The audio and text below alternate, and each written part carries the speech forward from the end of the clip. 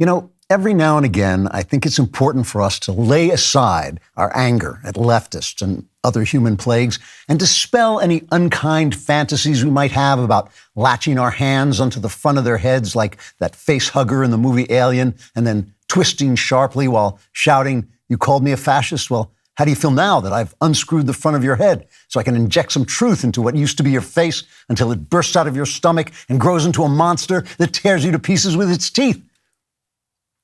I'm sorry, I forgot what I was talking about. Oh, yeah, it's time for us to lay our anger at these pseudo-Americans aside and truly open our ears and our hearts so we can begin to understand whatever destructive crap they're trying to sell us now. For instance, many of you have written to me to ask, what is intersectionalism? Is it fatal? Can you catch it by having gay sex? What makes you think I've been having gay sex? Is it because I wear skinny jeans and sleeveless undershirts? And yes, it was the undershirts that gave you away. But to help you better understand the leftist doctrine of intersectionalism, today I'd like to provide you with this handy Q&A. Q. What is intersectionalism? A.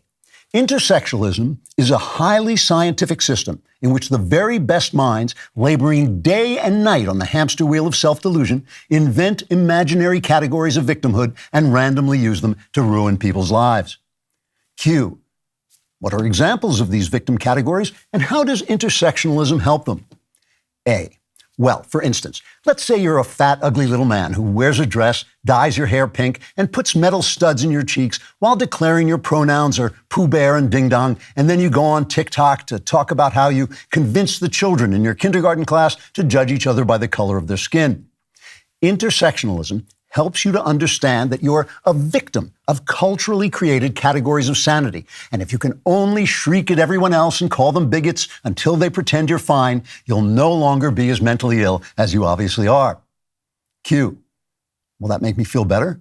A. Of course not. You're still a total loon. But through intersectionalism, you can become happier relative to everyone else because you've made everyone else as totally miserable as you are yourself. Q. What about people who have, in fact, been historically victimized, like black people? A. Intersectionalism helps black people by explaining to them that they're victims of bad things done by dead white people. And so they have to either wait helplessly or act in self-destructive violence and anger until living white people feel guilty about bad things they didn't do and give money to black people who didn't experience those bad things but are black like the people who did. Q. Well then, shouldn't black people feel guilty about violent crimes committed by other black people and give money to white people who didn't experience those crimes? A. No. Q. Why not? A. Huh? Q. If we're distributing guilt according to race, shouldn't innocent black people be guilty for things done by criminal black people? A. No, that would be racist. Then a group of Twitter bots with 7 followers each would shriek ugly names at you until you apologize, and then they wouldn't accept your apology, and your cowardly boss would fire you, and your life would be ruined. Q. And that's helpful to black people? A. No, you're not listening. It's helpful to intersectionalists because it makes them feel they're powerful and virtuous instead of the lying, stink-faced bullies they really are. Q. Well, what about women? Are they a protected class? A. Absolutely. Sometimes. Or possibly never. It depends. Under intersectionalism, women are a protected class as long as they don't actually exist. Non-existent women must be protected so they can experience the normal biological processes of getting drunk and having promiscuous sex, becoming pregnant, and then having an abortion so they can spend the rest of their lives loudly celebrating killing their children to drown out their guilt and misery. However, if a woman should cease to be non-existent by claiming, for instance, that a man can't be a woman because a woman is an actual thing that exists that isn't them, then the woman becomes what is called a TERF, an acronym which stands for Stop Telling the Truth, It Upsets Mentally Ill People, and Exposes Our Leftist Scam. Q. But that acronym can't stand for that. That's not reality and makes no sense. A. Exactly. Now you understand intersectionalism. Trigger warning. I'm Andrew Klavan, and this is The Andrew Klavan Show. I feel hunky-dunky, life is tickety-boo. Birds are winging, also singing hunky-dunky-doo. Ship-shape, tipsy-topsy, the world is zippity-zing. It's a wonderful day, hurrah, hooray! It makes me want to sing. Oh, hurrah, hooray! Oh, hooray, hooray! All right, the vast right-wing conspiracy known as Klavan continues. I had a really interesting experience this week, and I'm going to talk to you about that. It concerns abortion, so we'll talk about Republicans and abortion. We'll talk about Biden's tragic, hilarious celebration of the end of inflation as inflation spirals upward, and a lot of other things like that. And we have Mark Greaney, the author of the Gray Man series, which I really enjoyed. But that's no excuse for not to go out and pre-order Strange Habit of Mind. Please do this. You can actually pre-order some signed copies from the Mysterious Bookshop or from the Poison Pen Bookshop in Arizona. I didn't know they were going to do that, so some of you may feel, well, gee, I already pre-ordered. That's not fair. Here's the trick. Pre-order another one, because that will be very helpful. If you can't do that, get the one that you already pre-ordered and then send it to me through I'll tell you how to do it if you write to me through andrewklavan.com, and then I'll sign it for you. It's gotten its first review. A Strange Habit of Mind was reviewed by Crime Fiction Critic site, the website, and they called it a superb novel filled with fascinating multidimensional characters and spellbinding original storytelling. Also, if you're in New York City, September the 28th, Eric Metaxas and I will be having a chat together in his Socrates in the City program. Go to socratesinthecity.com. Finally, please subscribe to my personal YouTube channel. That's the Andrew Klavan YouTube channel. If you go there, you will get exclusive content that you can't find anywhere else. Just ring that little bell and someone you dislike will pass away miraculously and you'll be free at last. Also, if you leave a comment and is sufficiently hateful, we'll read it here because that's how we roll. Today's comment is from Kevin O. He says, after disappointingly not finding any DailyWire authors, particularly when Christmas comes for friends to read at my local Barnes & Noble, I was kicked out for moving the 1619 Project books from U.S. History section to science fiction where it belongs. Why is it science fiction? Why is it just fiction?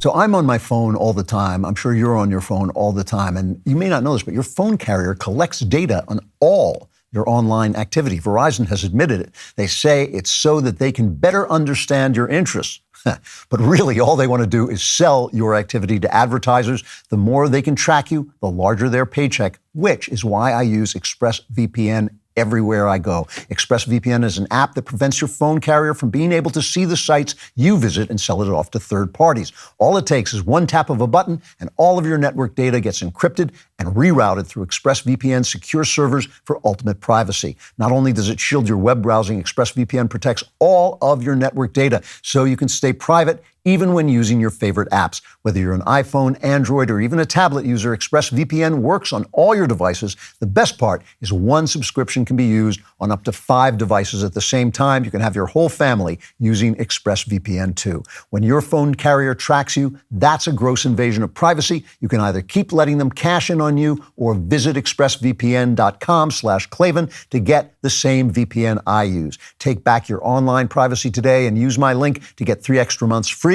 That's expressvpn.com/Klavan, expressvpn.com/Klavan. I know what you're thinking. You're thinking, I told you how to spell Express, but how do you spell Klavan? It's Klavan. There are no easy things. You know, recently I've been talking a lot about materialism, the idea that everything there is material and you're a meat puppet with chemicals inside. I gave a speech to YAF about that, the way we are sold materialism by the culture. And I was specifically talking about the song WAP, the song WAP by Megan Thee Stallion and Cardi B. And it was actually talked about in an amazing clip on with gutsy Hillary Clinton and gutsy Chelsea Clinton, who were talking to gutsy Megan Thee Stallion on their TV show Gutsy, I think, or promoting their TV show Gutsy. And here's that clip, cut 17. Chelsea follows rap music. She has ever since she was a little girl. But I kind of came to awareness of you with the Cardi B WAP. I've always wanted to do a song with Cardi. As soon as she sent me the song, I think I sent it back to her like the next day. And it was just so exciting. The men, they seem so confident in what they're saying, and they don't have no problem with talking about their sexuality and how they're gonna have sex with you. So I was like, well, I could do that, and it's gonna sound fire coming from a woman. It's great to see women be so kind of fierce. That is my life's mission, to make sure that I'm always unapologetically me. So just in case you don't remember the song WAP, here's a little clip of Cardi B singing the lyrics. Whores in this house. There's some whores in this house. There's some whores in this house. There's some whores in this house. Hold up. I said certified freak 7 days a week. Wet ass P-word. Make that pullout game weak. Yeah, you effin' with some wet ass P-word. P-word is female genitalia. Bring a bucket and a mop for this wet ass P-word. So obviously the B stands for Ben. Not everybody knows that. But have you ever noticed that the feminists always want to imitate the traits of the worst men, the worst traits of the worst men? I mean, no one knows better than Hillary Clinton about the humiliation and pain caused by men who treat their sexuality like Cardi B says, and Megan Thee Stallion says she wants to treat her sexuality. They say, well, men act like this, so why can't we act like this? It's always the worst men. They never say, men are chivalrous, men will run and die to protect you, and that's what I want to be like. It's always like, no, we want to act like the most boorish people. And the reason is not because they're feminists. The reason is because they're materialists. And the only thing that they can see is the differences between people are differences in power, immediate power, not emotional power, just immediate power, wealth, differences in money. And that's the way materialists think. And that's why they wind up doing the worst possible things. Just like the critical race people who say, well, now, if we hate white people, if everything's about white people, that's going to solve the racist problem. Because they think, well, if that's how you get powerful, we can get powerful that way instead of taking the moral stand. Now, obviously, this kind of materialism has ramifications for people's personal lives, and that was what I was talking to the YAF students about, but it also has ramifications for our politics. I wrote a piece this week for The American Mind, which is edited by my son Spencer Klavan, is no relation, but the piece is called Fair is Foul, if you want to look it up. But I point out that all of moral philosophy in the West, really everywhere, I think, moral philosophy is always based on one thing. It's based on the fact that life is unfair, but the human heart wants it to be fair, wants it to be just. And basically in the West, we have developed three ways of dealing with that. Two of them are materialist. One of them is from Friedrich Nietzsche. It kind of circles around Friedrich Nietzsche. I won't say he invented it, but it's the idea that since the world is unfair, why are we wasting our time with Christianity and being nice to losers when we should just let the strongest man, the winningest man, the guy who is the winner, he can set the morality for all of us. And that's how that leads to fascism. Now, people who defend Nietzsche say he wouldn't have liked the Nazis because he wasn't an anti-Semite, but I think the Nazis were inspired by Nietzsche, and I think fascism is the logical end of his philosophy. And Karl Marx had a different way of looking at it. He said, well, since the world is unfair and the human heart knows fairness, the human heart will ultimately make the world fair, and that's the path of history. History is taking us in that direction, and therefore, if you get in our way, we'll have to kill you. Marx didn't actually say that, but that's the way it turns out, because when you know which way history is going, then anyone who's getting in your way is on the wrong side of history and can be eliminated. Now, obviously, the Christian way of thinking about this, the Judeo-Christian way of thinking about this is no, something's wrong. The world is good because God is good, but we broke it. We're sinful. Something is sinful in our hearts. And in this piece, I point out that this way of looking at things has two different big implications. One of them is that there are supernatural meanings to our lives. And that's what I was talking about the Queen last week when I was talking about her death and celebrating her life. I was saying that she lived into the supernatural meaning of her life. She lived as the incarnation of the nation. George Washington is another person who lived into the moral meaning of his life. When he handed over his sword to the civilian authorities and gave up an empire that was his for the taking, he basically said, I represent liberty. I am giving liberty a place to be. This is what Shakespeare said the artist does. He says he gives to airy nothing a local habitation and a name. And Washington gave to liberty, the idea of liberty, the habitation and name, the United States of America. People who live into the moral meaning of their lives live very consequential lives because most of us don't do it. So, but this also means something else. It means that if there is such a thing, to put it in Christian terms, as flesh and spirit, such a thing as the physical life and the meaning of my life, there's always going to be a tension between those two. See, Marx thought that tension was going to resolve itself in history until we reached a kind of utopian Marxist world. That's not true. What Christians know is that the history will end. It will end, and then there will be a revelation where the spirit wins out. But in the meantime, it is the tension between unequal things that makes us move forward. So, we know that the spirit and the flesh are always in tension, and you can't ignore the flesh. St. Paul says the flesh comes first, and then comes the spirit, because it's through the flesh that we experience things. So you have to learn how to treat your flesh, how to treat your body, how to treat other people's bodies, and through that you start to learn a spiritual life. The fact that some people are more talented than others, some people have more gifts than others, some people have more privilege than others, and other people are left behind, and we have to actually care about them. There's a tension there.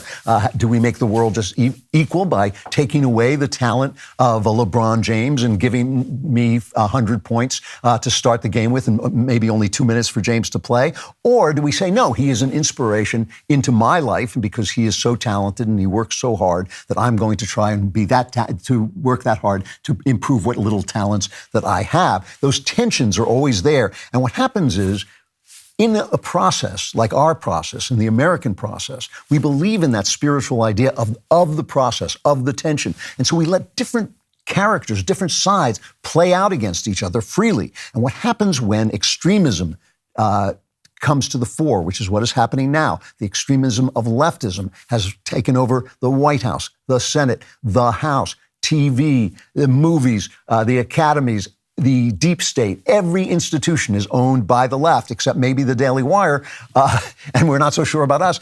But that when one side takes over like that, the tension is gone, and then you have tyranny. If you have people who are kind of side to the left but understand the right, and people who side to the right but understand the left, then you have this living process that we try to keep alive. The process is in danger. The process is in danger right now because of materialism, because no one can understand the symbolic life. No one can understand living into the meaning of your life. And I'm going to show you the results of that when I tell you about this experience I had this week. So I recently finished a draft of the third novel in the Cameron Winter series, and I thought I was going to have an easy time of it. And instead, I'm traveling constantly. When you travel, you want to know you can rest easy with the protection of Ring Alarm. Ring Alarm is an award-winning home security system with available professional monitoring when you subscribe, and you can easily install it yourself. I have done it, and Ring didn't stop there. They've changed the home security game with Ring Alarm Pro. That's why when it comes to protecting your home, you should go pro with Ring Alarm Pro. Ring Alarm Pro is a whole home security with available professional monitoring when you subscribe to Ring Protect Pro. Ring Alarm Pro combines a security system with a fast Eero Wi-Fi 6 router for home security and network security in one device. So whether you're across the country or across town, you'll know everything at home is protected and connected and will stay that way with a Ring Protect Pro subscription, which is an amazing deal. You can get professional monitoring for the ultimate peace of mind. This busy season, any busy season, protect your home with Ring Alarm Pro. Learn more at ring.com/Klavan. That's ring.com/Klavan. And you ask with those sad eyes, how do I spell Klavan? I just want to know. It's Klavan.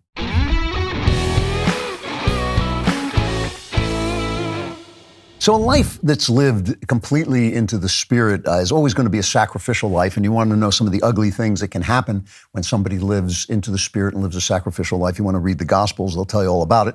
But a life lived purely into the flesh, which is the life being sold to us today, and the life that the world always sells to us, can be incredibly ugly. This week I got an invitation to go to the Susan B. Anthony List Pro-Life Gala in Washington, D.C., and it was a celebratory event to celebrate, obviously, the overturning of Roe v. Wade, something the people at Susan B. Anthony, SBA, they call it, have been working on for 25 to 30 years.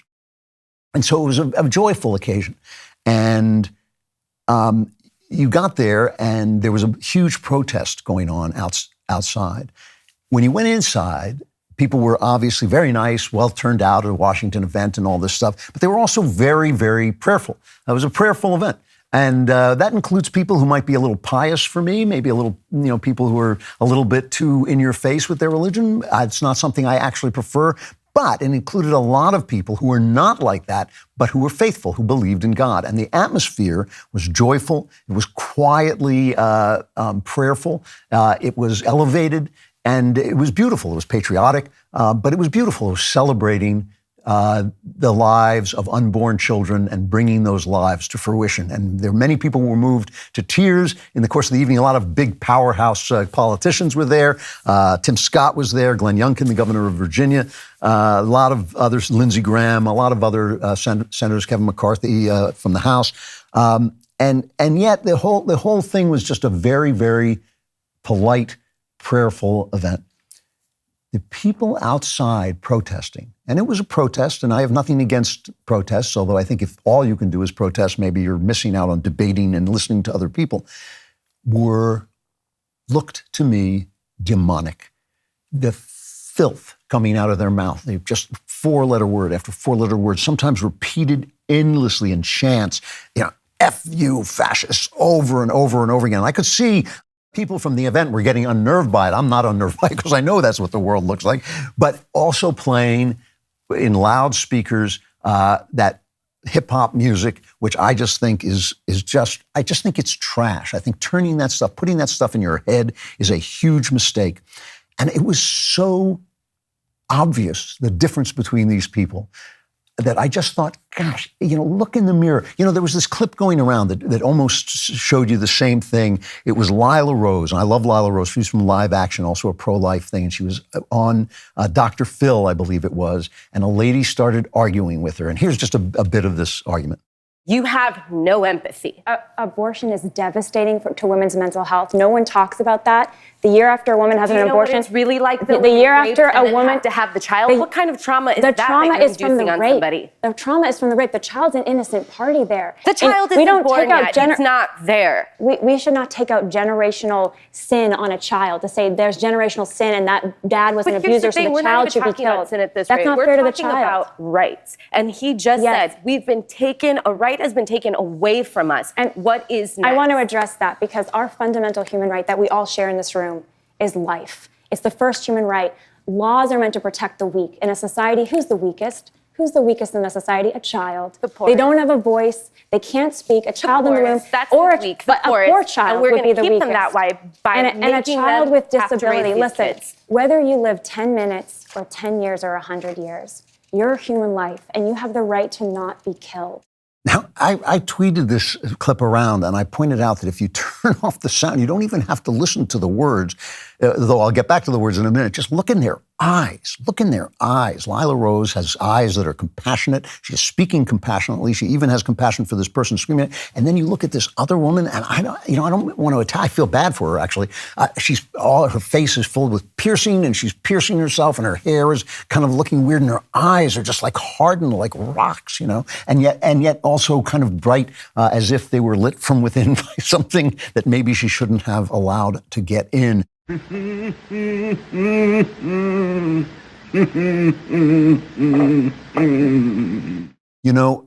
That's the one thing that you just look at people. I felt bad when I was looking at these people outside this SBA dinner, that rage and the filth coming out of their mouth and the actual gleam of self-righteousness. I felt bad for them. I felt these are souls that maybe have gotten lost. I mean, if I looked in the mirror and saw those eyes coming out of me, I would change whatever opinion I had. I would change my opinion. I would think if this is what this is turning me into. But the other thing is the logic. The logic just completely disappears. I mean, Lila Rose is speaking pretty logically. Now, people can take different sides logically, but that's not what you're getting. There's another clip. I guess it was CNN, maybe it's MSNBC. It was Allison Camerata. Lindsey Graham has introduced a law that would federally ban abortion at 15 weeks. Now, some people are saying that's a stupid thing to do, but he's trying to basically show how extreme the other side is. They say it's stupid politically, but it's fascinating to me. This is CNN. Allison Camerata makes this remark about Lindsey Graham. She's making fun of him. Here she goes. Kirsten, I want to stick with you. What is Senator Lindsey Graham doing? Why is he proposing? Honestly, I don't understand this. Why is he proposing a federal anti-abortion law that would ban all abortion across the country at 15 weeks? I don't think that he understands how pregnancy works. You don't often get important testing until 20 weeks. So I'm not sure. I'm an English major. I have a little trouble with math, but 15 weeks is 3.5 months, right? I mean, 3.5 So I think if you're getting testing, you may not know. I guess maybe what she's trying to say is that you don't know whether this child has some kind of glitch that you want to kill it for. If that's your argument, but at 3.5 months, that's a child. There's like no getting around it. You're not talking about a clump of cells anymore. So she's kind of like they don't even hear what they're saying. I mean, Nancy Pelosi was making a joke about this at 12, cut 12. As I say, as a mother of 5 in 6 years and 1 week, I keep saying, I respect everybody's view about how they decide to do what they do, and we should continue to respect their freedom to do so. But I think what you're seeing there is a conflict within the Republican Party. There are those in the party that think life begins at the candlelight dinner the night before. And these people are in defiance of that, right? They're in defiance of that.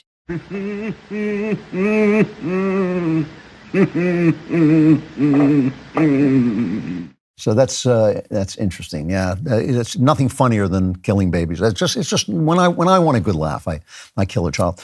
But there are 3 arguments for abortion. There are 3 arguments that the left makes for abortion. One is the argument outside of time. We live in time, but suddenly they take time out of the equation. And the baby can't play chess, they say, so let's kill it. The baby can't suffer, it can't feel anything, which isn't true, but they say, it can't make decisions, so it's not really human. But of course, we live in time, right? So you can't kill a person when he's asleep because he'll wake up, and you can't kill a person when it's just a baby, not fully formed baby, because it will become a person. We live in time. The second argument is the one that's good for any murder, is this person is in my way. I could be a rock star if my wife weren't holding me back. I could do whatever I want. I could have a much better life. I wouldn't be constrained to work in this crummy job if I didn't have this wife. That's the argument. Like, this child is going to get in my way. This child is going to hold me back. This child is going to hold me down. So I have the right to kill it. You can make that argument about any person who gets in your way. But the third argument is the argument from tragedy. That some situations are so tragic, there can't be a happy ending. Rape, incest, and the life of the mother are the ones that they draw out. And I agree, those are tragic situations. And if I ruled the world, I would come down on the side, except in this situation of the life of the mother, which is so rare these days, but I would come down on the side of the baby in rape and incest. But I do understand that that's a tragic situation. And I don't have the whole thing about tragedy is there are no good answers. That's what a tragedy is. A tragedy is a situation with no good answers, where either way you go, you're going to get pain and suffering and possibly death. So what the left and the media do is they take away every other situation, which is 99% of them, and they just focus on those. And Republicans have to be careful not to get caught in that overreach, not to get caught in saying, well, we don't care about that, because everybody feels the tragedy of it. That's why the left uses it. But the fact that they have lost all sense that our lives have moral meaning. It's just a clump of cells. I can't see it, so it's not there. It's not talking. It can't play chess. Why should I preserve this life? And that's what turns your eyes. That's what turns your eyes into those little flaming stones that the devil hands out after you've accepted what he's been whispering in your ear. The tragic situations, I'll leave them open to debate. I have no problem understanding that there's tragedy in life, but the rest will drive you crazy. Bad ideas will lead you into darkness. They really will. And one of the true worst ideas is to misunderstand that life is a series of tensions that hopefully drive us forward when we give each of them a voice. Whenever I read a ZipRecruiter ad, the first thing that comes into my mind is Michael Knowles. I kind of think Michael Knowles, and I sigh sadly and shake my head and think we should have used ZipRecruiter. Because hiring is challenging, especially right now when business owners have so much on their plate. Luckily, there's one place you can go where hiring is simple, fast, and smart, a place where growing businesses connect to qualified candidates. That place is ZipRecruiter.com/Klavan. ZipRecruiter does the work for you. ZipRecruiter uses its powerful technology to find and match the right candidates up with your job. You can easily review these recommended candidates and invite your top choices to apply. ZipRecruiter is so effective that 4 out of 5 employers who post on ZipRecruiter get a quality candidate within the first day. No wonder ZipRecruiter is the #1 rated hiring site based on G2 satisfaction ratings ratings as of January 1st, 2022. Right now, to try ZipRecruiter for free, you can go to ZipRecruiter.com/Klavan. That's ZipRecruiter.com/ how do you spell it? It's Klavan. No E's in Klavan. I just make it look this easy. Don't get stuck with a Michael Knowles or the equivalent. ZipRecruiter is the smartest way to hire.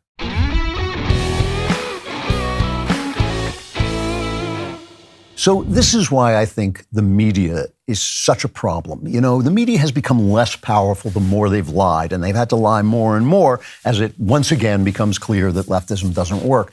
But the media, what the media does by siding with one side, and when I say the media, I mean the networks, I mean the New York Times, I mean the Washington Post, I mean all that echo chamber of what they call mainstream news. It's only mainstream news in the elite world, but still, it's lost some power, but it still creates this narrative, this powerful narrative that there is only one side, that there is only one right side. It actually hurts the process that is America, that is freedom, because that's what they're trying to get rid of. They're trying to demonize it. They're trying to arrest people, criminalize anybody who takes that point of view, calling them fascist. And yeah, in politics, people call each other, you're a fascist, you're a communist.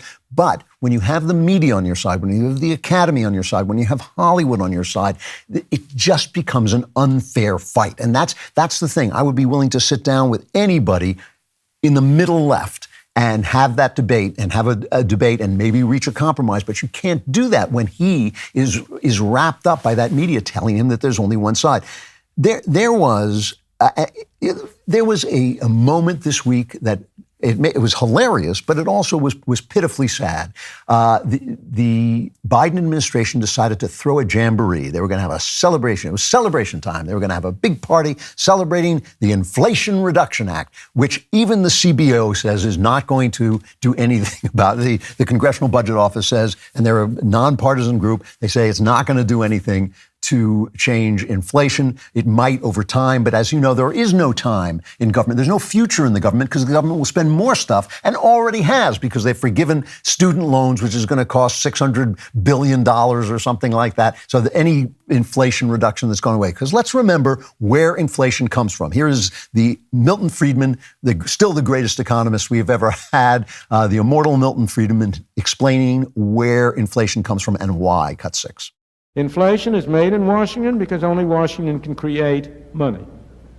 And any other attribution to other groups of inflation is wrong. Consumers don't produce it. Producers don't produce it. The trade unions don't produce it. Foreign sheiks don't produce it. Oil imports don't produce it. What produces it is too much government spending and too much government creation of money and nothing else. That's it. That is the truth, because the government doesn't make anything.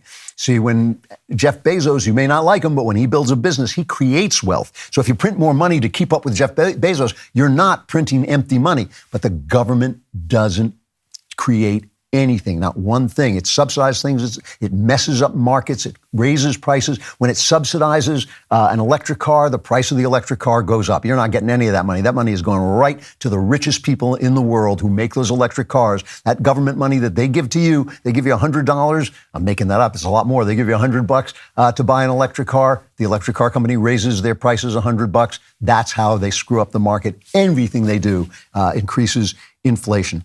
So there they are, celebrating the Inflation Non-Reduction Act. They've got James Taylor singing Fire and Rain, which is about suicide, so that makes a little bit of sense. And then Pelosi, in her effusive way, is cut 2. Mr. President, thank you for unifying and inspiring a vision of a stronger, fairer, safer future for all, for our children. Your extraordinary leadership has made this glorious day possible. That's an applause line.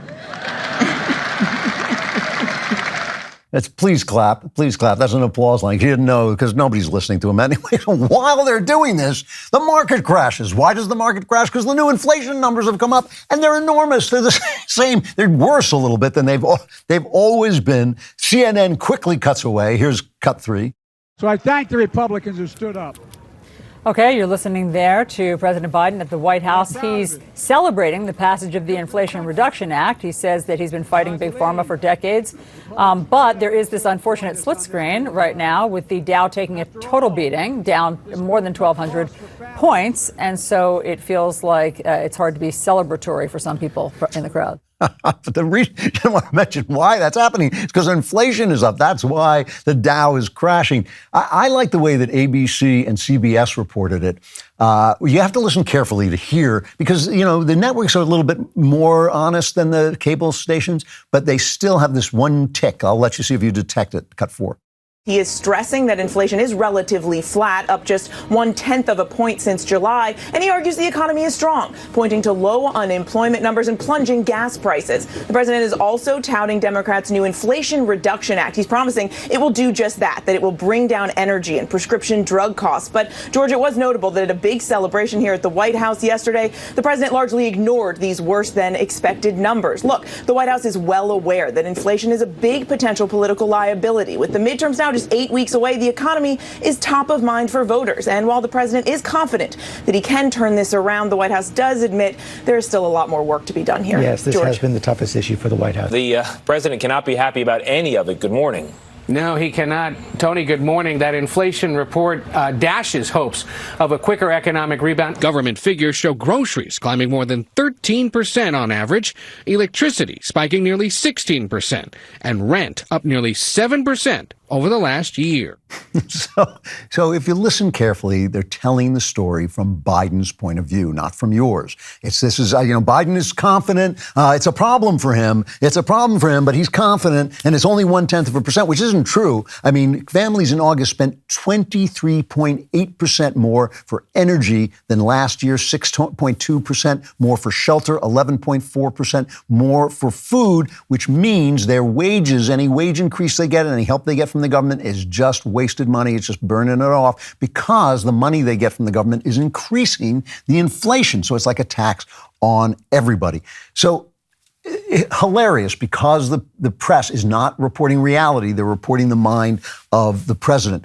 It's a problem across the board. I mean, this thing at the border, which is making me laugh, but it's not really all that funny. Abbott in Texas, Governor Abbott in Texas and DeSantis in Florida are shipping illegals into blue enclaves like Martha's Vineyard, right? And suddenly, what a terrible thing this is. I could have picked 100 clips, but I just picked this one. Commentator Fernand Amandi has cut 28 from MSNBC. That is an act of evil, and it is an act of evil being done by evil men who are using children and good faith parents coming to this country, the land of the free and opportunity, like my parents did and grandparents did, and shaming them for political points. In the most cynical calculation, Stephanie, what's going on here is they're trying to change the conversation from the Dobbs decision overturning Roe versus Wade and making it about immigration. But it is the most cynical, cheap, and evil tactic. And I don't think it's going to play here in Florida. I think Ron DeSantis overreached this time. Yeah, I'll bet. Now, so for years now, the left, first of all, the left did everything they could to stymie Donald Trump's attempts to build a wall, to put any kind of security in there. They've been doing this for years. They now have we have virtually open borders. Everyone will tell you this. Anyone who's down there will tell you this. They're flooding into the border states, so the border states are shipping them out. Now, all this time, the Biden administration has been secretly flying them out in the dead of night to enclaves that they think are red enclaves that they can turn blue by shipping in illegals, basically, because they think that they're all going to go blue, which I think is a miscalculation. But all the same, that's been their ideas. So now the border states start to strike back by shipping these people to places like Martha Vineyards. They sent some outside. Was it Pelosi's house? It was one of the left's house. They're shipping them into New York, into Chicago, and suddenly this is evil. It's evil to use these people for political gain. It's evil to do that. It is so hilarious. It is so hilarious. It even makes me wonder if some Democrats aren't going, the Democrats, what they basically say is, well, yes, these people are lying about all this, but Trump, They always sound like the Oompa Loompa people from Charlie and the Chocolate Factory. Trump. But first of all, the logic of that is that our people are as bad as the most evil human being who ever existed, because they think Trump is the most evil human being who ever existed. But it never occurs to them to take the next step and say, maybe the people lying to us about immigration are also lying to us about inflation, crime, and Donald Trump, and at least the Republican Party, and whether they're full of fascists and white supremacists or not. Because this is the other thing. They're doing their best to criminalize the right, to say that they're fascist. Last week, they issued something like 40 subpoenas for people who might have had an opinion about the election, somebody who might have walked by the Capitol on January 6th or turned on the TV. Mike Lindell was basically had his cell phone taken away. Here's Lindell explaining. This is the My Pillow guy. The FBI, you're going to hear this, and you're probably already hearing it in the news. The FBI came after me and took my phone. They surrounded me at a Hardee's and took my phone that I run all my business, everything with. They could have just, what they've done is weaponize the FBI. It's disgusting. I don't have a computer. Everything I do up that phone, everything was on there. And they told me not to tell anybody. Here's an order, don't tell anybody. Okay, I won't. Well, I am. I kind of like that.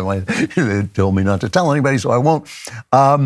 Anyway, now they've been doing this. They've got a special master to look at. They've appointed this retired judge, Raymond Dearie, who has got respect on both sides. The Trump people seem to respect him as much as the DOJ. DOJ is still appealing this, trying to get the special master, this guy who's going to take theoretically a non-biased look at the documents that the FBI took from Mar-a-Lago. But that's not the thing. The thing is not that they took documents from Mar-a-Lago. It's not even whether Donald Trump did something wrong by taking the documents to Mar-a-Lago. It's the difference, obviously, between the way Hillary Clinton was treated and by the way Trump is treated, and not just by the FBI, whose the FBI has obviously got some corruption going on at its highest levels, because we've caught them in their emails. We've caught them lying to the FISA courts in order to bug American citizens, the phones of American citizens. We caught them, sending the Steele documents, the Steele dossier, investigating that long after they knew that it was phony. But it's not. It's the press. It is the press. If the press is exposing everybody, if it's saying, yeah, they lied about Trump and they've lied about Hillary and they've done this with Hillary, if they're exposing everybody, I'm fine with it. I'm fine with them attacking. They should attack everybody in power. Anybody with power, they should be down his throat. But listen to the way, and this is from our friends at Newsbusters, at MRC Newsbusters, listen to the way they reported Hillary's cell phone server, which had all kinds of classified information on it, Cut 9. I don't think it's a big legal problem. The American people don't care about this. I have been utterly bored with the story. There's going to be a cloud of suspicion, though, by those who just want to see conspiracy theories. There's almost no way she can clear this up to the satisfaction of critics on the other side in terms of the politics of this. It's not even a scandal. It's really controversy. The scandal's the Republicans' word for it. At this point, it's all just background noise. There is, in some ways, no there there. And voters don't seem to care about it, according to polls. 147 FBI agents are focused on this. I mean, don't they have other problems? There's no crime in the country they should be worrying about. So how is she going to overcome these distractions? All right, so it's all from her point of view, and the board voters. Here's how they cover Trump. Cut 8. Could some of the boxes recovered from the former president have put national security and perhaps lives at risk? This is as bad as it gets. It really does send chills up the spine of anybody who's ever worked at CIA. When you have this kind of information, you guard them with your life. And that's, it's a serious problem. It's funny because they're so dishonest and corrupt, and they look in the, I don't know, it seems to me if you put on a tie and jacket and you look into a camera, you ought to at least have some respect for honesty. When I sit down and write, I always think, what is the point of putting words down on paper if you don't mean them? The thing is, there are certain things professions that I call meta professions. One of them is what I do as being an artist. When you write a novel, you step out of your own opinions. You step out of your own opinions and create the world as it is, a world of tensions, a world of conflicting ideas, a world where two people can see things totally differently and both be kind of right about something or both have a point of view. That's a meta way of looking at the world. That's the way the journalists are meant to look at the world. That's the way they're supposed to. But they have stopped. And they have stopped because they're materialists. They've stopped because they do not believe that there is another level of meaning to the world. And when they do believe in another level of meaning, when they do believe in morality, they don't believe it applies to them. When they look at the poor, when they look at the underclass, they see people they can feel sorry for and dry their big tears for, but it doesn't occur to them that, maybe they have to make some sacrifices. It's always like, well, the environment is bad. You better ride on a pony or a bicycle while I fly my private jet to Davos to discuss how you can save energy. It's always like this. So it's, bring in those illegals because there's a lot of room in Texas. No room in my neighborhood. And no room in New York or Chicago. Martha's Vineyard, certainly not. What's wrong with you? This is a problem. It's the problem of forgetting that we are in a process, and it's the process that leads us forward. It is the press that has led the way in ignoring that process and creating a narrative in which that process doesn't exist, and it has been incredibly, incredibly damaging.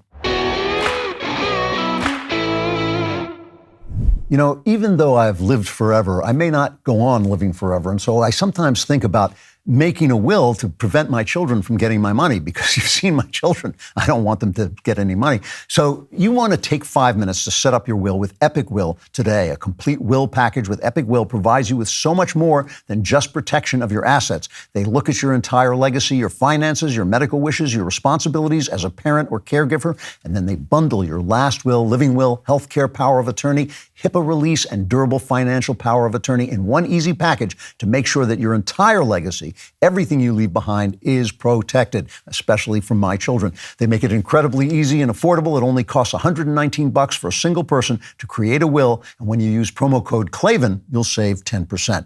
Do yourself and your loved ones a favor and make sure you have a will in place today. Go to epicwill.com and use promo code Klavan to save 10% on Epic Will's complete will package. That's epicwill.com, promo code Klavan. And if you're of sound mind, you'll want to know how to spell Klavan. It's Klavan. There are no easy things. So as you know, among the many things that I love are action novels and action films. And some of the best action novels I've read recently are by Mark Greaney, the Gray Man series. It was recently made into a Netflix film with Ryan Gosling and Chris Evans. Here's a brief scene.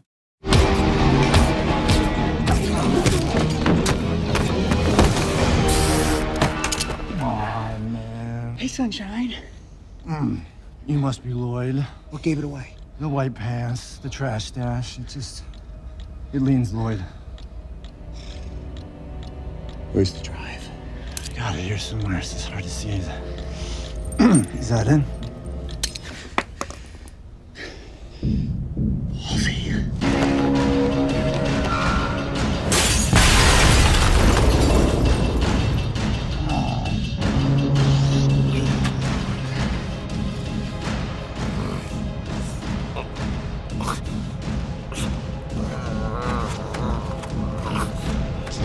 Pepper spray. Nice try, Pumpkin. What's that shoe at you? Why? You want my foot in your ass? Ah! Mother. I'm such a sucker for this stuff. I love it. Mark Greaney is the #1 New York Times bestselling author of 20 novels, including the Gray Man series, as well as the author, not many people know this, he's also the co-author of 7 novels in the Tom Clancy, Jack Ryan series. Mark, thanks so much for coming on. I appreciate it. Thanks for having me, Andrew. Well, let me start with this. I mean, one of the letters I get most often is how do you break into the business? And you had a kind of interesting break in through Tom Clancy. How did that come about? Well, I had basically just 2 paperback novels in my own name, mass market paperbacks, just a little airport release. And but my editor also was the lofty Tom Clancy's editor, and Tom was looking for a new co-author. And they came to me and they said, "Are you interested?" It wasn't a job offer. It was more like they were just gauging my interest. And I knew there's no way you could say no to that. Although I felt like I was going from, like the minor leagues to, the World Series just overnight. But yeah, it was an amazing experience. I did 3 with Tom before he passed away. And then his family asked me to continue the series. So I did 4 more Jack Ryan novels after his death.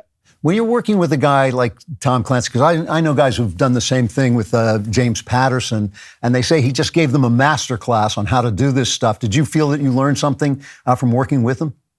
Yeah, I definitely learned something. And it's you can see it so starkly in my books. My first 3 books I'd all written before I started working with Tom. And then by book 4, they became more geopolitical.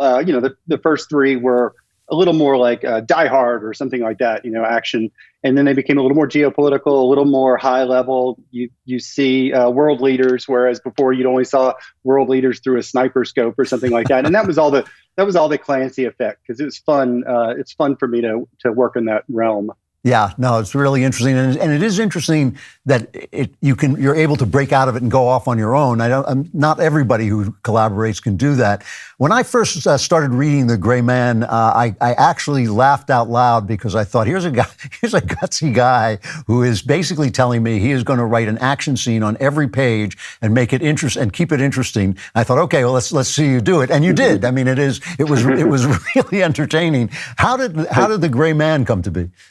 Well, it's funny you say that, because I have the easiest answer for that, because basically I was trying to get published, and there was an agent I really liked who was very nice to me, but he turned down one book and then he turned down another book. And he basically just gave me a 5-minute conversation. He's like, "Listen, I want a book with a lot of action, because you write action really well. Something where you can have a guy with a gun in his hand on the cover, keep it simple, keep it 100,000 words. And I just decided, because I've been rejected, I'd written 3 books without being published. I said, I'm going to really just shove everything he said to me down his throat and just choke him to death on action until he can't make that complaint anymore. So I really did. I kind of leaned into it on every page, and it really informed the whole series, writing that first book. Yeah, it's true. Although when I read the second one, I felt like you were plotting more. And do you feel like the characters developed? Yeah. I like to put the same amount of action in every book, but I will thread in more things. So the books consequently have gotten longer, as I said. But yeah, there's a longer arc to the character. You can read any book out of order and it's fine. But if you read them in order, you do see growth in him, especially socially, and kind of his worldview just grows over time as he experiences different things. Right. Now, how was the movie process? First of all, did that just come through an agent, or were you looking to sell it yourself, or how did that happen? Well, I went from being an unpublished author, working in a cubicle all day and writing at Starbucks, to about a month before the first book came out, they sold the film rights for the first time. Wow. And it bounced around Hollywood for years, and Brad Pitt was attached to it. And then that studio left, and then Sony got on board, and the Russo brothers had read it and were interested in doing it. So I had a conference call with them. I hung up the phone. I told my agent, these are the guys I want to direct it. And they had me come out to LA and spend a few days with them. Joe Russo wrote the screenplay. And then since then, other screenwriters, got involved. But I don't have any, I didn't have any day-to-day, action on the film or anything like that. But they definitely talked to me beforehand, and they gave me the script, once they started shooting. So I knew what I was in for. I was excited. I was really interested because, film is such a literal medium. Everybody will tell you this who's ever transferred stuff from the book to the screen. It's a very literal medium, and things that work in the imagination and things that you can sell a reader in his imagination, you can't always do on the screen. And I thought they did a really clever thing, which is they made it kind of funny. They had this deadpan sense of humor, which you could see in the clip. Did you see that and kind of recoil, or did you like that? No, I actually like that. If you read through the series, he has gotten a little bit more, quippy and clever as it's gone on. And that's sort of my natural personality. But in the first book, I was new, and I was just trying to, as I said, create this action thing. So there's not a whole lot of that in the first book. But I know the screenwriters have read all the books, and I think they took that from there. But, I've been told that Ryan Gosling came up with a lot of the little one-liners that they ended up, they weren't even on the page. So I enjoyed that aspect of it. Yeah, it's not the same as the book exactly, but, I knew that going in. My expectations were well managed. Yeah, no, I mean, you have no power when you sell a book to the movies, and you just really have, there's a great story about James M. Cain. They asked him how he liked what Hollywood did to his books, and he said, Hollywood has done nothing to my books. They're right over there on the shelf. And I think Exactly. you have that attitude a little bit. Exactly. Now, did this experience, a lot of guys have books made into movies, and they think like, hey, I kind of like this movie business. Has this made you feel like you want to do any screen work, or you want to stick to the novels? I really do want to stick to the novels. In fact, I have another book that came out this summer called Armored, and it's been optioned.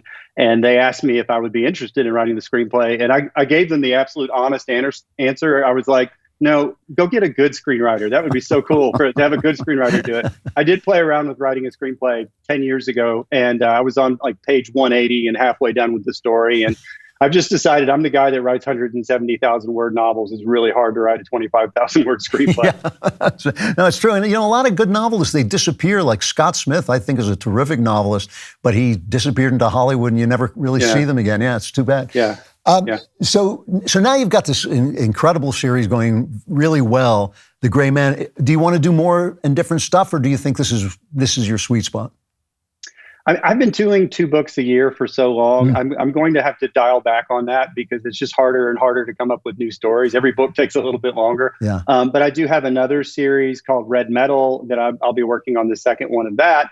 And I'll be writing the second in the Armored series. They won't all come out, at the same time. This is like over the next few years. So I do have other ideas, and I think it helps the Gray Man stories for me to go away for 9 months and write about somebody else and another world. I think once I get back into the Gray Man stories, it's always so much fresher when I do that. Yeah. Now, I don't want to get you in trouble, but I have to ask a little bit about like the political world that you're in. I mean, one of the things that I find refreshing about both the Gray Man, the Terminalist, and a lot of action stories. I mean, there's a lot of in action stories which are mostly directed toward men and toward male readers. There's a much different attitude, I think, than in a lot of other fiction. You're more likely to come upon ideas that have been expelled from the mainstream of publishing. Did you know that going in? Do you feel that kind of pressure? Do you feel that you're like putting yourself, putting a target on your back at all? I never really thought about it in the early days, but once I started working with Tom Clancy, I would get a lot of mail, emails from people, and it was 100% based on wherever they leaned politically, some comment in the story. And so I remember being very sort of shocked by that, and I thought, wow, did I say something in here that's alienated 50% of the people? But then, you kind of have to be true to yourself. I'm a relatively conservative guy, I guess. I'm very pro Second Amendment. I own a lot of the weapons that the characters use in the books.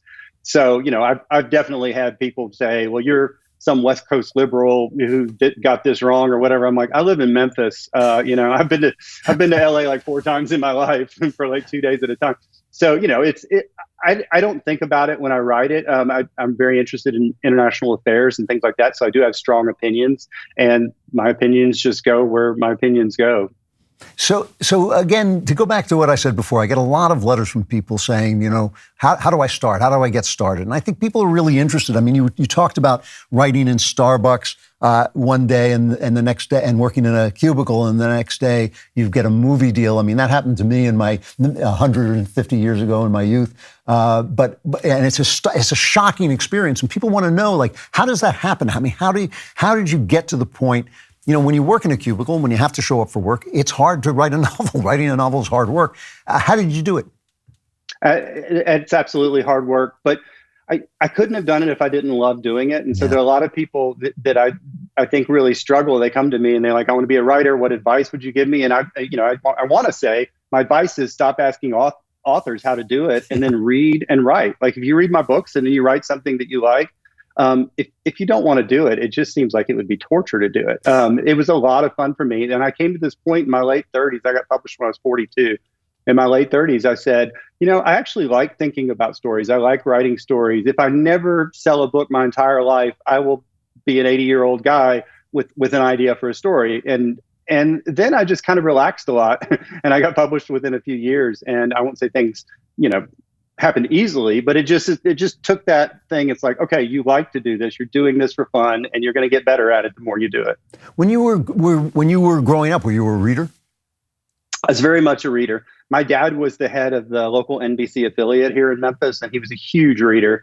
And I mostly read nonfiction. He was Second World War infantry combat. So I read a lot about World War II. I live in the South. I read a lot about the Civil War. And the first thriller I ever bought in my life was Patriot Games, which was Tom Clancy's novel. And then I just became obsessed with thrillers in my late teens and early 20s. But my dad and I would give each other Tom Clancy novels every year for Christmas, and did that up until his death. And do you work through outlines, or are you a natural structuralist?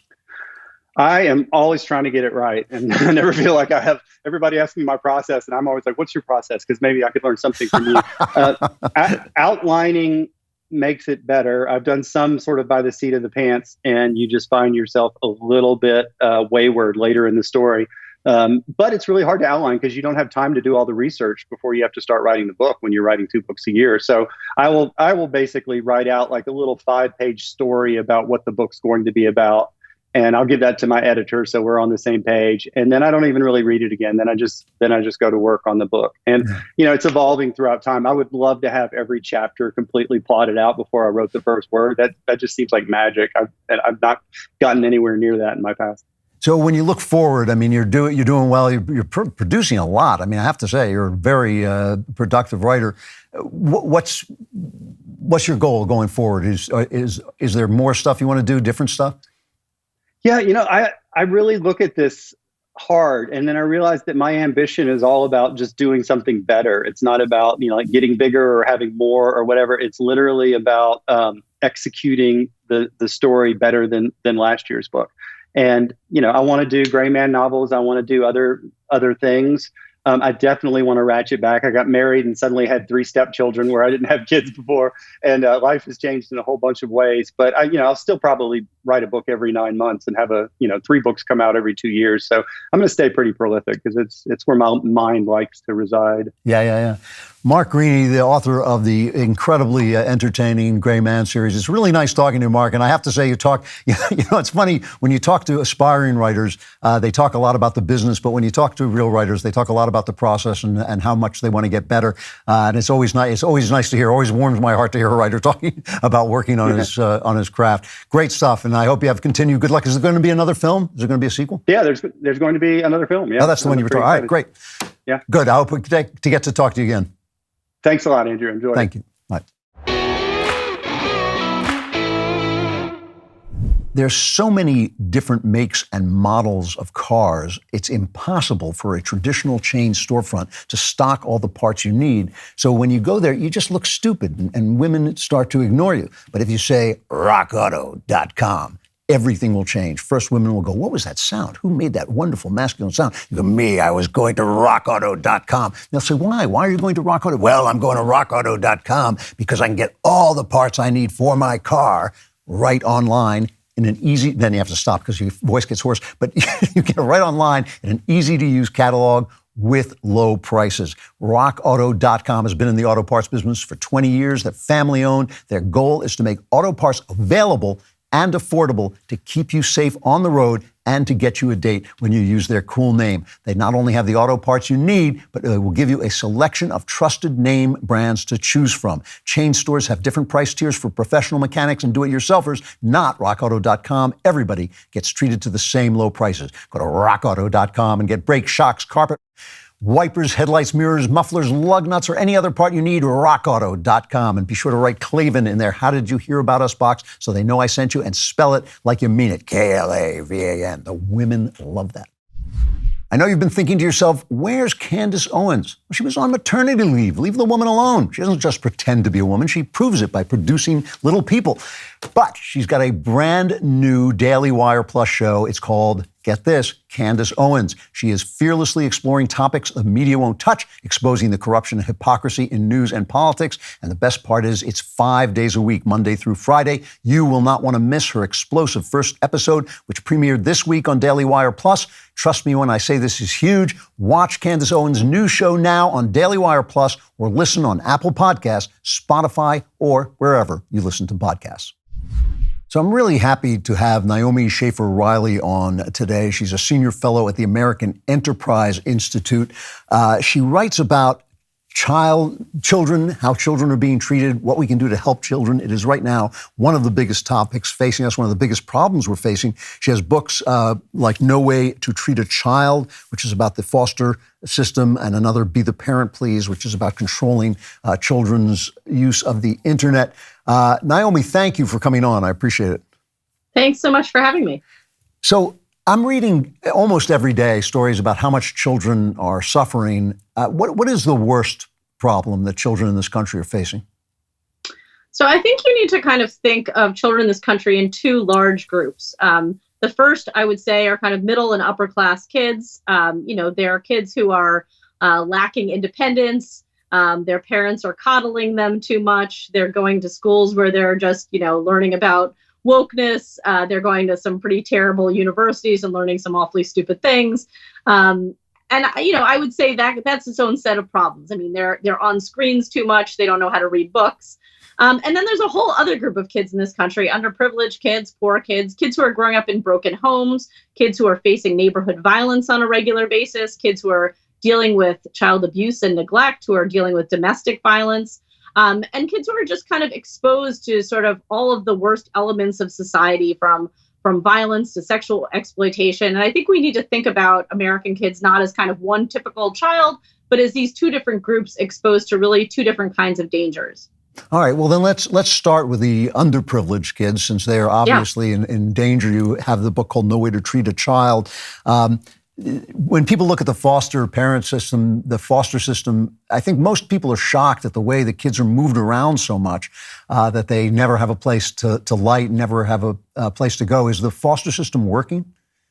It's definitely not working. Just to give your listeners kind of a sense of what goes on, there are about 1.5 million or so reports of child maltreatment, abuse, and neglect in this country. There are about 1,800 kids every year who die as a result of maltreatment. The majority of those are actually under 1 year old.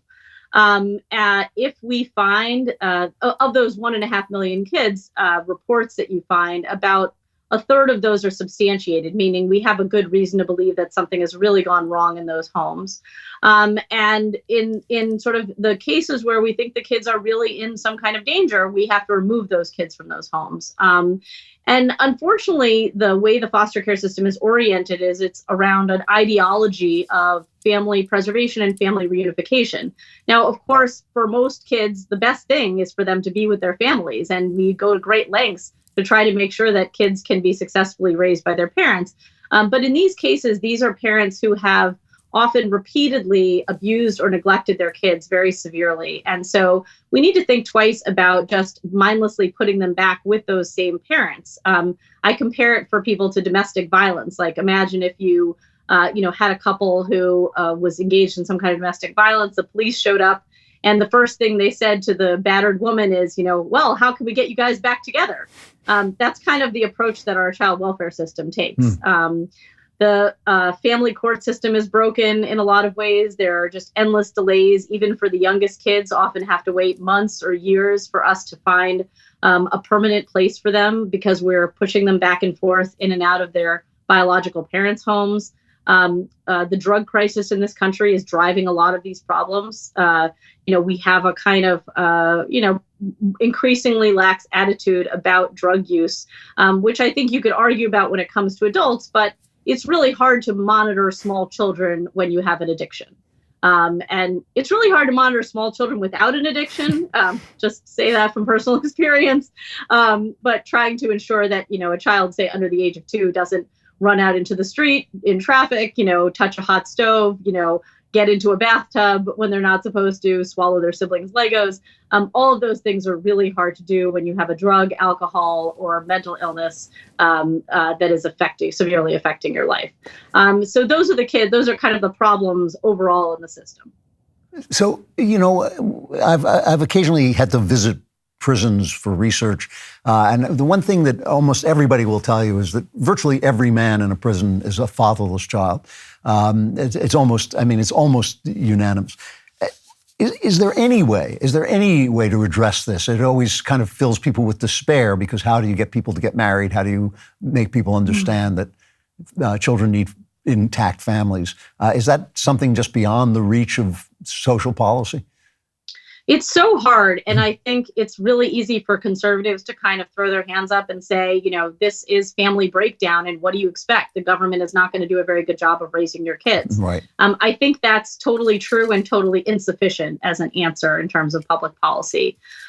So for kids who really are in the foster care system, I think we need to do a much better job of recruiting, supporting, and really kind of coming around families that agree to do foster care and adopt out of the foster care system, because, they're kind of the unsung heroes here, and providing stable middle-class homes for kids who are in this situation is really important. In terms of just the kids who are being raised in fatherless homes, my colleague at AEI, Ian Rowe, talks a lot about the success sequence and trying to get young people from a very early age to understand the importance of getting married first before you have children and finishing high school. And if you do those things before you have children, the likelihood that you will end in poverty is almost nothing. So, how can we really talk to those kids about that? The upper classes in this country have kind of, they talk, they sort of, they walk the walk, but they don't talk the talk. So they get married, but they don't tell anybody else that it's important. And you see this so much in the media, the glorification of single parent families, of, polygamy, of infidelity. It's ridiculous. But this is not the way upper class Americans live. And they know that's not the key to family stability and their children's happiness. My daughter taught at one of the worst schools in the Bronx, and she had to close the door whenever she addressed an issue like that, lest the administration hear her and basically throw her out for telling kids that. So now talking about middle class and upwards children, you've written this book, Be the Parent, Please, about putting your kids on an internet diet. I know parents who have literally sent their kids to camps to get them to break their addiction to the internet. Is it even possible? Well, my kids all go to a sleepover camp where they don't have access to devices for several weeks, but that's not the main reason we send them there. You could say people have difficulty sticking to diets too, but I think that there are some main principles that people who have managed to diet successfully have stuck to. And the first is, sort of setting expectations early on and then sticking to them. And so, in our household, the kids are really not on screens. And we started this when, they were probably in kindergarten or so. We had set times, weekend evenings, where they could be on an iPad or be on a TV. And by the way, I don't really make much distinction among the screens. I don't think, this is educational TV, so it's okay. Or, this is just emailing. So, I think sort of setting those expectations and then not giving in, because it's also like kids in food right now. Kids are sort of constantly snacking. They're berating their parents. They're like, but I'm hungry now and I want it now. And the thing is, we do set expectations. None of our kids actually expect to have chocolate cake for breakfast, because we have told them, these are the breakfast options. And if they said, I want chocolate cake, you'd laugh at them. And so I think if you sort of are able to say, no, that's just not one of our internet times. I've laid it out here very clearly. That would be the place to start, I think, in terms of the diet that I'd recommend, and just trying to keep it to as much of a minimum as you can, because I really do think that there's so many better things to fill kids' time.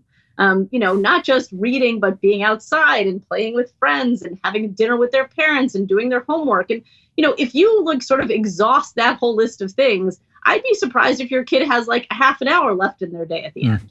Yeah, that's an interesting point. I do remember we were talking before we went on air about a panel you and I were on where you were talking about some of the dangers of the internet.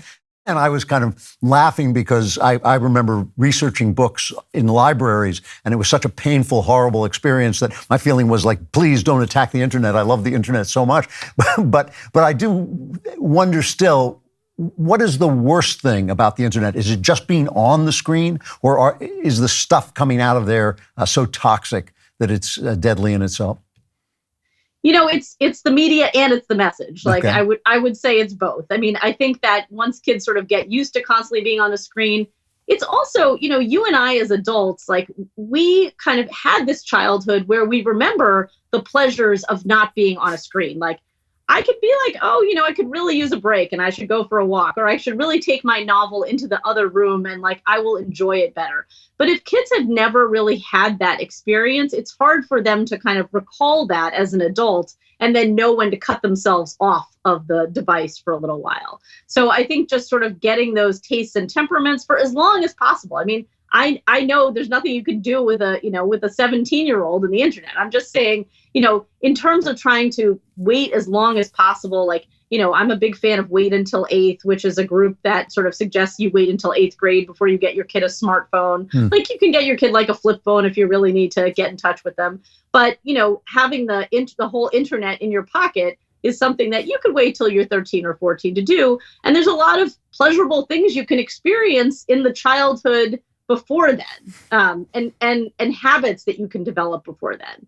But by the way, I'm also like, I also think that there's a reason to not even get your kid a flip phone. Like, I think there's really important lessons that kids learn when they're not constantly tethered to a phone. I mean, I just give the example because, it was something that my parents did for me. They would drop me off at swim practice and then they would say, I'll pick you up at 6:30. And I had this amazing thing on my wrist that was called a watch. And I would meet them outside at the appointed time. And of course, if some emergency happened, they would come in because they'd wonder where I was at 6:45. But I did the same thing with my daughter when she was 12. I would drop her off. All the other kids are like in the locker room texting their parents, like the parents are Uber, saying like, come get me.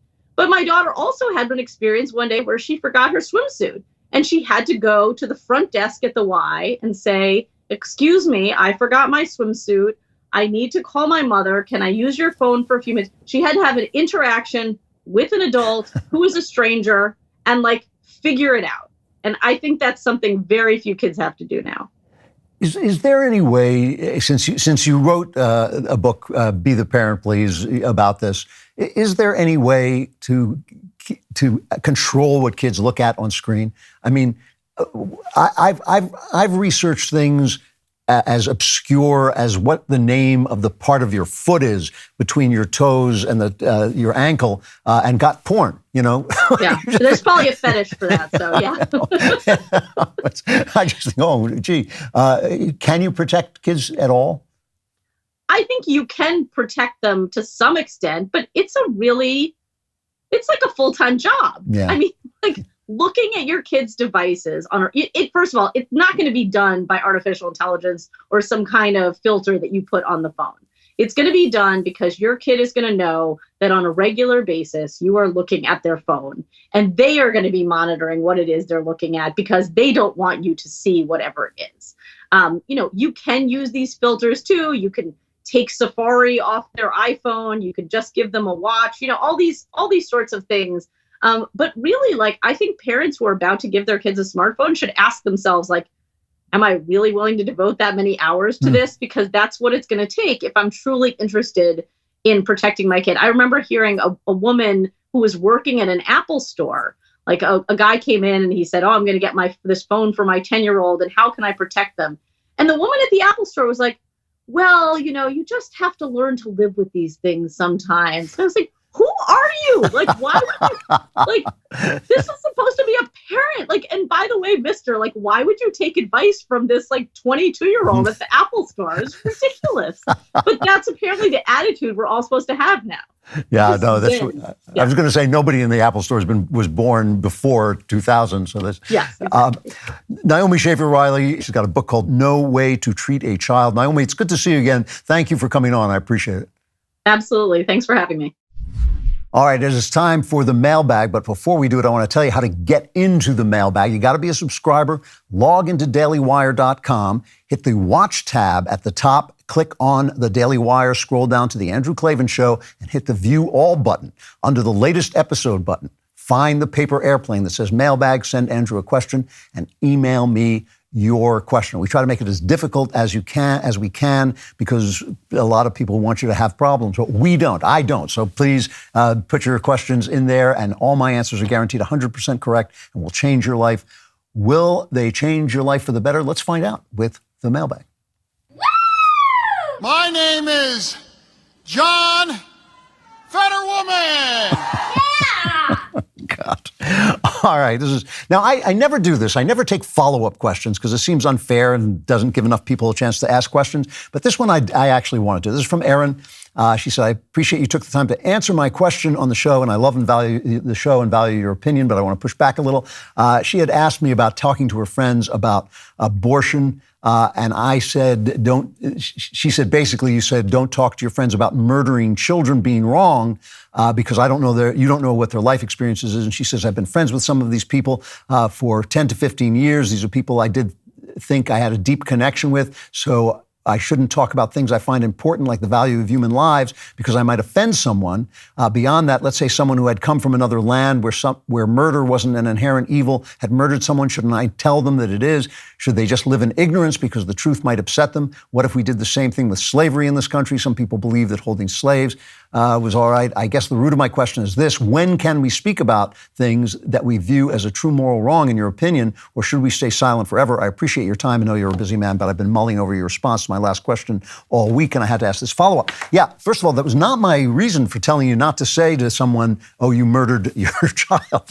It was that I thought that would harden their heart and bathe them in shame and give them no way to start to mull over maybe that what they did wasn't optimal, and maybe that they should rethink their opinions about this. Now, you say you've known these people for 10 to 15 years. Use your imagination.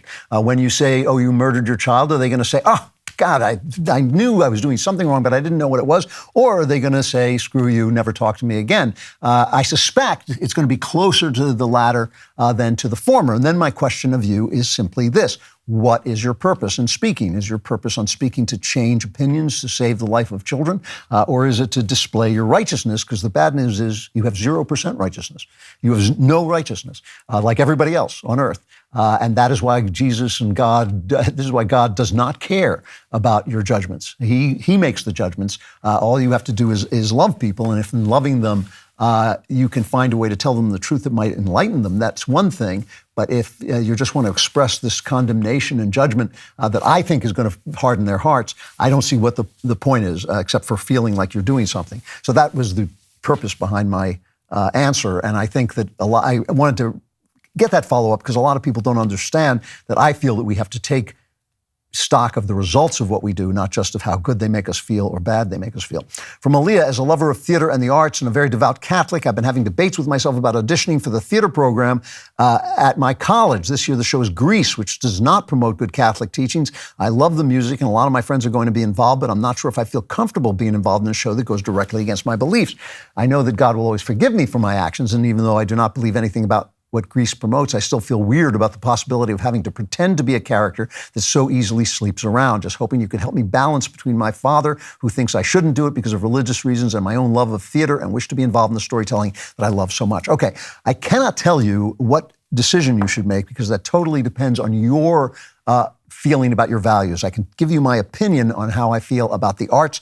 I believe that there are arts that portray the world accurately, which means in a very ugly sometimes way, but actually promote a good values because their honesty is so intense that it illuminates the world. And in illuminating the world, you illuminate the moral world as well. So for instance, I would play Macbeth. I don't go around slaughtering people in order to get the Scottish crown. But in fact, I would play Macbeth because I think Macbeth illuminates the moral universe. And I would use curse words that I try not to use in real life because that might be right for that character and true to life and bring life into the light. And I've gotten lots of emails about how I shouldn't do that. I don't know. I don't know whether I would do a nude scene. I've never actually seen a nude scene that had to be in a movie and just feel that women are being exploited. I actually just feel that women are being exploited by it. However, Grease is a play that actually promotes bad values. And that's a different thing. It actually promotes that being the bad girl is not so bad. That is actually the message that Grease sends. So you have to then decide, is the entertainment value, is the music, the love of the music and the fun of the show and the delight of the show, and I remember it as being a fairly delightful show, does that supersede the fact that it does promote bad values. And so you have to make that decision. I wrote a book a pamphlet called The Arts in Crisis, which you can get for free online, or you can spend $1 at Amazon and make sure you got it. And that'll tell you how I feel about the arts and how expansive my acceptance of the arts is. But you should question this thing. You will be promoting the value that being the bad girl is not so bad. It's not just showing people sleeping around, which is not inherently bad in the arts, because that shows reality. It is telling people that actually, in order to be the full girl, it's not that the hood should become more like the virginal woman. It is more that the virginal woman should become more like the hood. And you really do have to think about whether you want to promote that. From Austin, I have a question regarding marriage. I've been married to the love of my life for 5 years, and though I never have a perfect marriage because I'm not married to your wife, that's true. We think we could have a better one. We're both Christians. We both think that each spouse should consider their own selfishness as the biggest threat to the marriage. We've reached a point where communication feels almost impossible. I'm logical. She's emotional. We both have baggage coming into any serious conversation or disagreement. I feel like she's often a self-righteous, ungrateful, bottomless bitch. She thinks I'm a selfish, aloof, uncaring ass. We've gone to a counselor several times, and that helped, but not as much as either of us had hoped. Well, first of all, let me say that this is probably the most common problem in marriage is communication. This is the thing, people sometimes say, oh, it's money or it's this or it's that, but that's because they can't communicate about the money or the sex or whatever it is. And I actually think therapy, especially what's called emotional focused therapy, can be very helpful in teaching you how to communicate. And you can't just go to a counselor several times. It actually is a longer process that might take even a year, even a little bit more before you actually learn to talk. And the reason for that is because when we get angry about people about things like this, about small things, and get into arguments about small things, what we're really talking about is deep feelings we have about things that happened to us when we were young, or maybe just things that are part of our nature. So for instance, if you get incredibly angry at your husband because he doesn't take out the garbage, it may be because that would make you feel taken care of, and because your father was neglectful, I'm making this up, but your father was neglectful when you were a child, and now you feel neglected, and so that feeling of neglect comes back, and instead of saying, hey, this happened to me when I was a kid, and I feel bad when you do that. And I know it's silly, but it means a lot to me that you take out the garbage. If that's something you can do, and you can say, well, I can do it, but sometimes I forget. And it's not that I don't love you. It's not that those are the kinds of conversations that get around the kind of anger